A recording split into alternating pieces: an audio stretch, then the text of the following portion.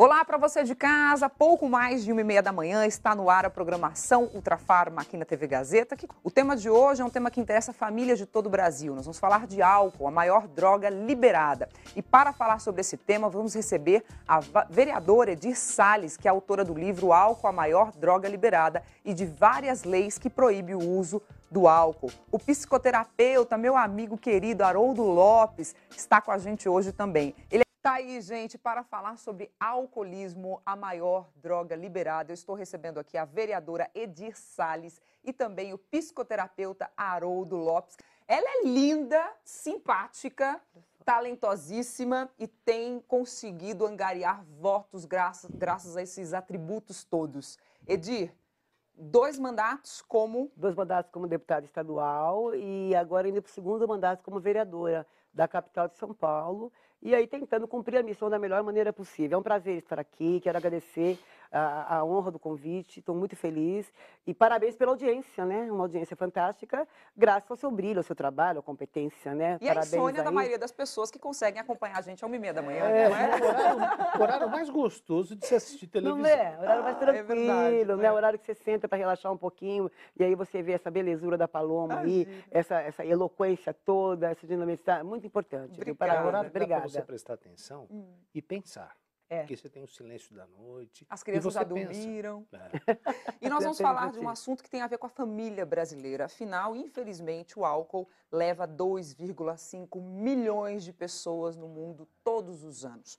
A Edir é autora deste livro que está aqui do lado, O Álcool, a Maior Droga Liberada, e trata justamente do problema do alcoolismo no Brasil, mas não só do álcool que a gente toma no bar ou em casa, mas o álcool que também as crianças consumiam sem perceber através daqueles energéticos. Foi daí que surgiu a sua ideia do livro, Edir? Foi daí. Quando eu assumi o primeiro mandato, eu já tinha uma mente fixa nesse sentido, que eu tinha passado problemas já em família, problemas de alcoolismo, só que eu não sabia que era uma doença, né?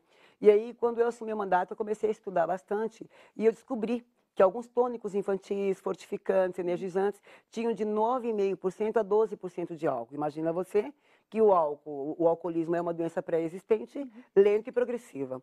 E a criança, desde pequena, em contato com o álcool, desenvolveria automaticamente o alcoolismo. E eu descobri isso daí nas associações antialcoólicas que eu passava a frequentar, eu visitava, ia fazer palestras e descobri. Então, entramos com um projeto de lei na Assembleia Legislativa de São Paulo, e esse projeto foi bastante polêmico, bastante discutido, e nós conseguimos, não é, a aprovação dos deputados. E, na época, o ministro da Saúde fez uma resolução nacional, juntamente com a Anvisa. Então, um projeto que era apenas para ser a nível estadual, passou a ser uma resolução nacional. Graças a Deus, hoje o Brasil inteiro não pode ter nenhum tônico infantil, nenhum fortificante que tenha álcool. Porque as mães faziam aquelas vitaminas... Ai, gente, ovo de pata, leite condensado e esse danadinho aí. E olha a criança engordando. Não é? Não era? E muita criança que subia na escadinha, eu descobri isso daí na estação antialcoólica. Muita criança que a mãe virava as costas, subia na escadinha e tomava todo aquele porque fortificante. Era docinho, eles batiam com leite condensado, aquilo virava pra gente uma sobremesa. Então a criança ia tomando. Imagina você... Enrolando a língua, né, Haroldo? Imagina você tomar, por exemplo, um aperitivo no almoço, você vai comer feito louco e vai dormir. A criança comia bastante, despertava o apetite, depois dormia. Então era ótimo para as mães. Meu filho está grande, está crescendo. Então, realmente, foi um grande avanço. Posso te fazer a pergunta? Claro. Pois não. Lógico que eu não vou citar o nome, mas acho que temos até hoje um tônico muito vendido nas farmácias. Já está sem álcool? Totalmente sem álcool, que a gente não vai divulgar aqui, né? Porque o programa também não sei se é permitido, normalmente não é. Então, esse tônico que você tá se referindo aí... A gente pode falar, é o biotônico Fontoura? Ele tinha 9,5% de álcool, 9,5% de álcool. E eu me lembro que no HC, o Giovanni Serri, que é o secretário da Saúde hoje, ele era diretor clínico. E ele me levou para fazer uma palestra com vários médicos ali, aquele auditório lotado, e eu perguntei, né, aqueles médicos que tinham conhecimento que o biotônico tinha 9,5% de álcool, ninguém sabia. Quer dizer que é por isso que eu gostava de tomar o biotônico desde Não é? Haroldo Lopes. A sorte sua Ele tá é que você bronzeado não e tinha soltinho. doença pré-existente. Essa foi a sua sorte. Se você tivesse a doença pré-existente, hoje você não teria o sucesso que você tem na vida. Olha, um bom ponto para a gente recomeçar. Pré-existência e hereditariedade. Quem tem um pai alcoólatra tem a tem uma grandes chances de propensão ser. maior. Tem uma propensão, ele vai falar como psicólogo, ele vai ter uma propriedade maior para falar sobre isso. Mas pelos estudos que a gente fez, há uma possibilidade maior e você percebe muito bem em famílias que o pai é alcoólatra, algum filho sempre desencadeia o alcoolismo. E é uma doença pré-existente aí que já vem da hereditariedade também da família. É né? isso, Haroldo? Sim. Hoje a maioria dos especialistas na área acreditam e inclusive há a orientação para que as escolas repassem isso para os alunos. E você pai, você mãe que está nos acompanhando também e que sabe que existe um histórico familiar de alcoolismo, ou seja, na receita da vida dos seus filhos está lá a informação do alcoolismo.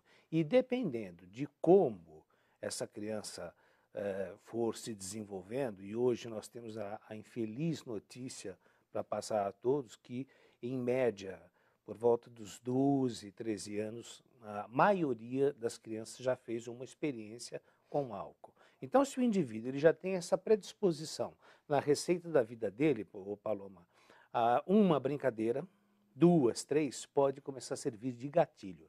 E um detalhe, quanto mais cedo se inicia o uso de bebidas alcoólicas, maior a propensão, evidentemente levando em consideração os fatores que já disse na receita da vida, de na vida adulta um indivíduo vir a desenvolver a doença. O que também é muito difícil de se diagnosticar. A partir de que momento o indivíduo deixou de ser um bebedor social, um alcoolista delta, um bebedor pesado e um bebedor patológico doentio. Numa sociedade como a nossa brasileira, e não é só a nossa não, gente. O europeu bebe para chuchu, Sim. Quem nasceu na Oceania bebe mais ainda. É verdade isso. Como diferenciar, então? Existe um percentual para dizer, olha, você passa do limite? O profissional que sai do trabalho todos os dias e toma uma cerveja com os amigos pode ser considerado um alcoólatra? Quase que sim, né? Porque se ele tiver o hábito, né? Se ele tiver o hábito, se ele não conseguir descansar, relaxar, sem tomar aquele beer night, sem tomar um vinhozinho, sem tomar né? Aí é Se dia ele das não nossas, conseguir beer night. Veja bem, então, na verdade, se ele tiver a necessidade para se desinibir, para se descontrair, entendeu? E for diariamente, for uma coisa contínua, já é considerado alcoólatra, né? Agora, isso pelos nossos estudos aí. Agora, na verdade, o problema que tem é que também o alcoolismo para droga ilícita, o alcoolismo que é uma droga lícita, a propensão de 90... Existia uma pesquisa não é da Anvisa, é da Organização Mundial da Saúde. A OMS. É, a OMS, que dizia o seguinte, 92% dos dependentes de droga ilícita começam no álcool. Por quê? Porque o álcool libera, o álcool tira a censura, né? Muitas gravidez indesejadas, também por conta das meninas que saem. Carnaval, por exemplo, os médicos ginecologistas dizem que alguns meses depois do carnaval desencadeia, que eles vão descobrir que muita criança ficou a gravidez indesejada. Então é um problema sério. Os motoristas, não é? Não. Quantos acidentes hoje? Dificilmente você abre o jornal. 65% dos acidentes de trânsito são causados Agora, pelo álcool. esse divisor de águas, ele realmente é muito difícil. A partir de que momento que o indivíduo se tornou um bebedor patológico, né? Eu poderia dizer que o alcoolismo é como se fosse um tabuleiro da escola, o painel de recados. Cada um vai lá e coloca alguma coisa, não que eu esteja discordando da Edir, mas é mundial isso, é muito complexo se discutir o alcoolismo. O que a gente poderia dizer assim, de uma forma talvez assim, seguindo a classificação internacional das doenças, e também a própria Organização Mundial de Saúde, quando o indivíduo começa a beber a ponto de ele perceber uma redução na produção do trabalho dele, a partir do momento em que o beber atrapalha e começa a criar problemas familiares, o indivíduo deixa de ter uma série de atividades, inclusive os seus hobbies, para ficar bebendo, isola-se, deixa de ter um convívio social para beber, a tolerância alcoólica, ou seja, para que ele consiga um nível de relaxamento, ele tem cada vez mais que ir bebendo cada vez em doses maiores. E muitas vezes, para conseguir repousar, ele precisa de uma droga, em geral, às vezes um benzodiazepínico, para rebater os efeitos indesejáveis do álcool e poder dormir. Agora, um outro detalhe que eu também gostaria de chamar a atenção é que existe, vamos dizer assim, uma aceitação internacional de um alcoolismo inicial, um alcoolismo médio e um alcoolismo terminal, em que o terminal é aquele sujeito mesmo que ele tem uma dependência, ele tem um delirium tremens, ele treme pela manhã, e inclusive para que ele possa trabalhar numa máquina de precisão, é aquele indivíduo que entra às 6 horas da manhã na padaria, pede um café e pede para jogar uma pinga dentro. Por quê? Para que ele possa parar de tremer para desenvolver um trabalho numa máquina de precisão. Haroldo, Aí você tem já um alcoolismo doentio, é patológico. verdade que nesses casos chega a ser perigoso retirar o álcool de uma pessoa nesse estágio? Nesse estágio ele precisa, em geral, de uma internação, é retirado o álcool e normalmente depois de 48 horas, às vezes até mais, 3, 4 dias, o indivíduo pode apresentar alucinações, delírios, entendeu? Pela retirada, e normalmente é feito isso com um benzodiazepínico para diminuir, minimizar esses efeitos da síndrome de abstinência, né? Mas esse é um grau de alcoolismo muito adiantado. Isso não quer dizer que aquele bebedor pesado, aquele que bebe 2, 3 doses de destilados num dia e que ainda consegue desenvolver as suas atividades sociais, isso não quer dizer que ele também não esteja doente. Muitas vezes está bebendo 2, 3 doses de um destilado porque tem uma depressão não diagnosticada. É muito comum a associação de depressão com álcool, porque o álcool no primeiro momento ele alivia o sujeito, às vezes, de uma angústia, de uma tristeza. Quando passa o efeito, ele potencializa a depressão. Então, depressão e álcool é uma coisa que não cai bem, mas é muito comum nos alcoolistas. Fora que 2, 3 doses por dia, o indivíduo pode falar, pô, mas isso não prejudica, eu trabalho bem, não arrumo um problema em casa, mas pode ser para o meu organismo ou para o seu, principalmente para as mulheres, são mais sensíveis ainda ao álcool. Já está criando danos no fígado, né? E a cirrose, quando tem início, ela não tem mais retorno. E nas mulheres ela é mais forte, não é?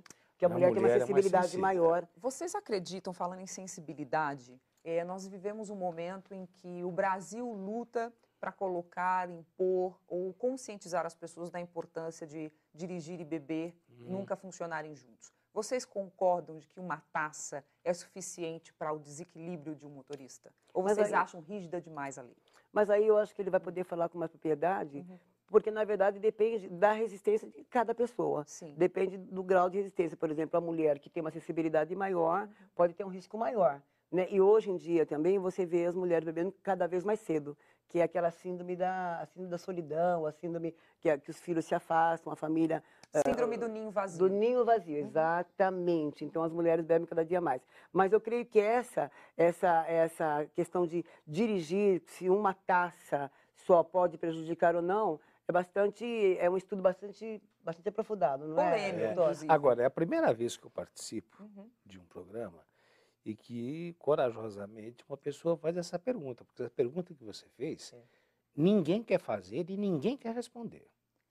Eu entendo a pessoa não querer responder. E faz sentido o que você está falando. Porque é um comprometimento, mas eu imagino assim... Mas eu vou dá responder. para colocar todo mundo na mesma panela? Que não. Lógico que não. Evidentemente, aí, quantos colegas aqui que estão aqui no estúdio, que tomam uma cerveja, ou até mesmo que tomam uma cachaça, que tomam um uísque, você não vai dizer que um sujeito que tomou uma lata de cerveja, dependendo da massa corpórea dele, entendeu? Que esse sujeito esteja fora de si, que vai cometer, agora, um acidente. Evidentemente que também como é que você ia fazer? Cada pessoa que você fosse parar, você ia ter que ver o peso, a altura dela, a idade dela, se ela é tolerante ao álcool ou não. Então, tinha que ser feito realmente uma regra de uma forma generalizada. Mas, evidentemente que uma pessoa que tome uma taça de vinho numa refeição, uma taça de vinho, que até é um cardioprotetor, hoje em dia reconhecido, me parece muito penoso,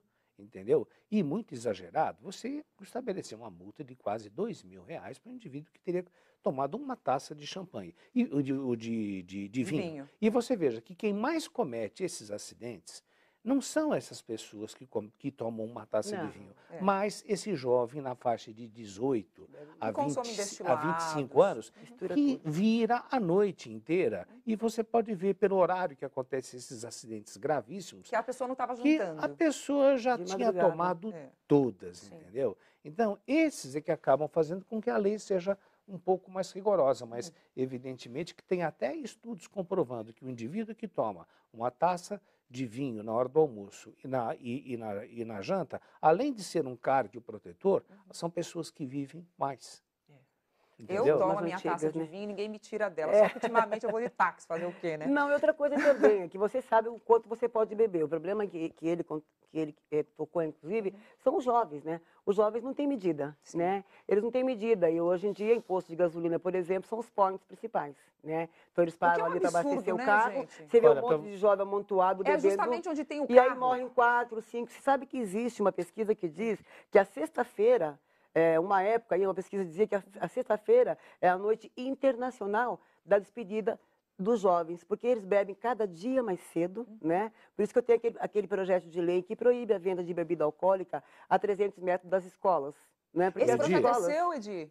É meu, Por porque você as falar escolas vendem muita bebida, as escolas não, as lanchonetes vendem bebida de manhã, 8 horas da manhã você chega em frente à faculdade e você vê os jovens bebendo pinga, cerveja, pela manhã, 7h30 da manhã, 8 horas da manhã. É incentivo ao vício, É um né? projeto, então eu creio que agora, o jovem tem que eu só ser queria mais aproveitar, eu estudado. sei que nós estamos aí, o tempo já é Não, quase que estourando vamos aí, lá estourar um pouquinho. mas tem uma coisa interessante que eu acho importante passar, principalmente para os pais que estão nos acompanhando agora. Segundo os dados do IBGE, o índice de mortalidade infantil caiu. E o índice de mortalidade na terceira idade também caiu. Agora, na faixa de 15 a 24 anos, aumentou consideravelmente. Lógico, Que o em proporção relativa. A primeira causa de morte são os homicídios. Em segundo lugar, os acidentes de trânsito e, em terceiro lugar, o suicídio é grande também. E em todas essas três situações, 70% você encontra a presença do álcool. É verdade. Isso é muito assustador, É gente. muito Você sabe assustador. que eu Preocupante. preciso trazer, a Edith está aqui, ela é a autora de vários projetos de lei que combatem o alcoolismo, inclusive foi ela que instituiu o Dia Estadual de Combate ao Alcoolismo. Exatamente. Eu visitei e morei na Oceania, né, na Nova Zelândia e na Austrália. A Nova Zelândia e a Austrália, a gente sabe, principalmente a Austrália, ela foi colônia de presidiários, então o vício do álcool lá é muito forte. E para combater isso, há mais de 100 anos, o governo decidiu proibir o consumo de álcool em vias públicas. Então você não pode consumir álcool em vias públicas. Não se vende álcool a não ser em adegas especializadas, onde você precisa obrigatoriamente apresentar passaporte ou documento de identidade. Não se vende álcool em postos de gasolina, não se vende álcool em supermercados, somente nessas redes especializadas. Segunda coisa importante, só se consome álcool, sabe o papel pardo do pão, do saquinho de pão que a gente consome? Para você poder consumir álcool na rua, você tem que esconder a garrafa ou a latinha, para não sugestionar a criança que está ali passando e ver um adulto tomando álcool. Alguém começa a beber por sugestão? Também, acredito que sim. Por exemplo, programa que tem, você assiste televisão. Então, tem muitos programas aí que sugerem muito, os jovens, né? E vem lá a latinha de cerveja, a mulher que virou um corpo de mulher, aquela sensualidade toda, o poder de conquista, né? É muito, eu acredito que isso daí influencia muito. Mas se essa pessoa não tiver a predisposição ao álcool, ela tem a tendência de se tornar uma alcoólatra? Também ou ela tem. precisa ter a predisposição? Não. Haroldo? Nem sempre. Entendeu? Porque essa predisposição, você estaria na sua receita de vida. Agora, o fator psíquico, a obsessão, entendeu? E eu acho até perverso, porque você falou da Oceania, mas nós aqui olhando assim para o Brasil, fica até assim meio perverso, porque você pode ver que os comerciais com bebidas alcoólicas, eles estão sempre associados ao erotismo. Ou seja, mulheres bonitas, com corpo escultural e homens bonitos e também com praia. Não tem. Tira O isso homem da se mata na cabeça. cerveja, mas não tem barriga, Isso Cláudio. influencia Pois é. muito, né, Só no doutor? comercial de cerveja, né, Cláudio? Então, o que acontece?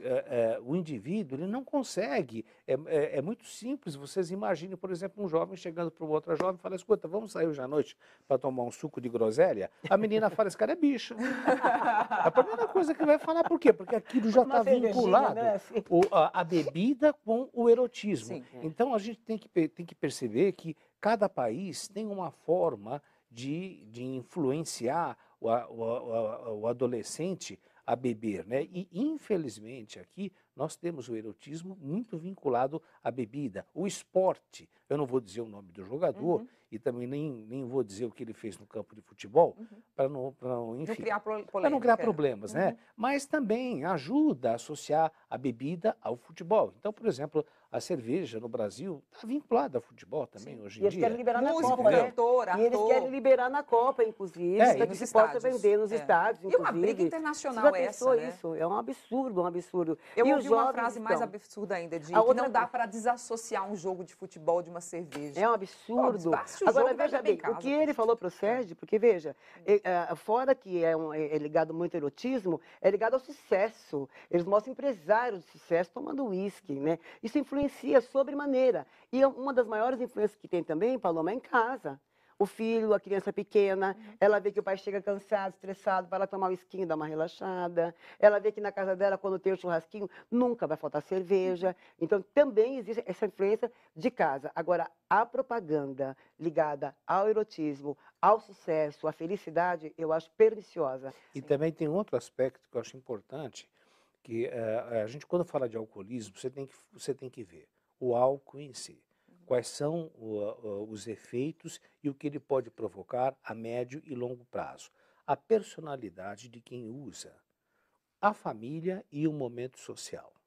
Então, eu também gostaria de dizer o seguinte, muitas vezes o indivíduo, principalmente adolescente, ele começa pelo embalo. Ou seja, vamos supor que todos nós aqui tivéssemos a felicidade de sermos adolescentes. Né? A Paloma, Não passei muito, a não. Paloma ainda está mais perto aí do que a gente. Mas digamos que, então, vamos supor que as duas estivessem bebendo, Ai, e vocês duas Muito bom, estivessem hein? bebendo e eu É também, verdade.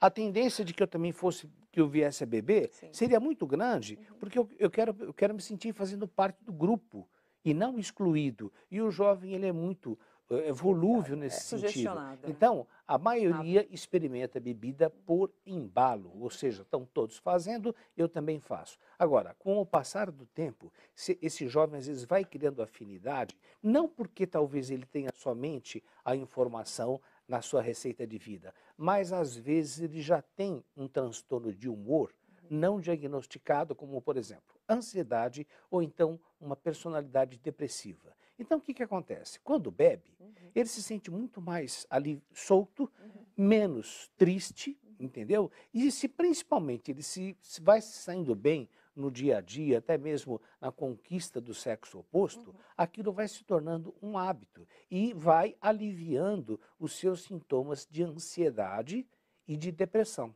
Mas ele desconhece que, a médio prazo, o álcool potencializa e demais a depressão e a própria ansiedade. E para ele se ver livre disso, ele continua bebendo cada vez mais, até que ele adquire vários problemas. O álcool, problemas psicológicos, psiquiátricos, problemas sociais, porque ele pode chegar a ser agressivo em casa. O ciúme patológico é muito comum. Quantas de vocês que estão nos acompanhando agora pelo Brasil e que estão nos assistindo que vão falar, puxa, isso que o Haroldo está falando acontece aqui na minha Dentro de casa. casa. O sujeito chega alcoolizado, a primeira coisa que faz é dar um cacete na mulher. Gente, nosso Desagrega tempo a família, né? tá Desagrega muito a acabando para família. esse primeiro bloco. Temos um segundo bloco ainda. Eu queria respostas rápidas, sim ou não, para 5 perguntinhas. Certo. Pode ser? Vamos lá. Nós estamos vivendo um momento e querem aprovar um projeto de lei que o paciente ou aquele que consome drogas não liberadas, como a maconha, a cocaína e o crack, podem ser obrigados à internação. Vocês acham que vale a pena colocar o álcool nessa história também, sim ou não? Sim. Sim. É uma doença reversível ou irreversível? A doença é irreversível, tanto que não existe ex-alcoólatra, existe o alcoólatra recuperado. Ela tem controle. O que fazer quando o alcoólatra não quer ajuda? Se ele estiver pactuando com a morte, eu concordo com a política atual. A internação involuntária. Se eu percebo que uma pessoa está morrendo, afogada, eu não vou perguntar para ela, escuta, você quer ajuda? Eu tenho que ajudá-la imediatamente. E se uma pessoa está morrendo por alcoolismo, é obrigação da família. E se a família não faz, é obrigação do Estado. Edir? Até porque a pessoa que está no estágio desse é uma pessoa que está altamente doente. Então, eu acredito e apoio, nesses casos, a internação compulsória, nesses casos. Eu preciso agradecer triplamente, porque vocês são demais. Basta convidar novamente. É só convidar, estamos aqui. Vamos fazer assim, vocês já estão... Tá todo mundo que passa nesse programa já está convidado, mas para esses dois o convite é reforçado. Obrigada. Eu venho mesmo, eu quero. Um beijo no seu coração, Quero voltar. beijo Obrigado, para nossa Paloma. querida Sônia Abrão. Sucesso para vocês em 2013. Volte sempre, um prazer ter você aqui. E olha, viu? de coração, você está indo muito bem, grande ideia do Sidney, e estou com vocês. E gostaria de estar aqui novamente mesmo, de coração. Ele se ofereceu para fazer um quadro com a gente, fixo, de psicologia. E eu vou dizer para você, sim! Olha, se eles quiserem, mande a pergunta para cá, que eu venho aqui toda semana e respondo. Combinado, vamos conversar sobre isso. Pode Edir, deixar. parabéns pelo seu trabalho. Obrigada. Deixa eu mostrar mais uma vez. Seu livro já está disponível nas melhores Já. livrarias. Mas você já Álcool, tem a vários maior livros droga já, né? liberada. Já nessa área. Quantos livros já? Eu Não, tenho esse daí é o segundo, mas Uhum. eu tenho outras apostilas, revistas, e eu quero aqui me colocar à disposição de pessoas que tenham ideias de outros projetos de leis nessa área de combate ao alcoolismo, não é? Quero desejar a todos um feliz ano novo, com muita sorte, muita paz, que Deus esteja presente no lar de cada um de vocês que estão nos assistindo aqui. E se quiserem entrar em contato com o meu gabinete, é só procurar. Gabinete da vereadora Edir Salles, nós estamos lá à disposição. Beijo, muito obrigada. Obrigado, Paloma, Vocês obrigado. foram Também. ótimos.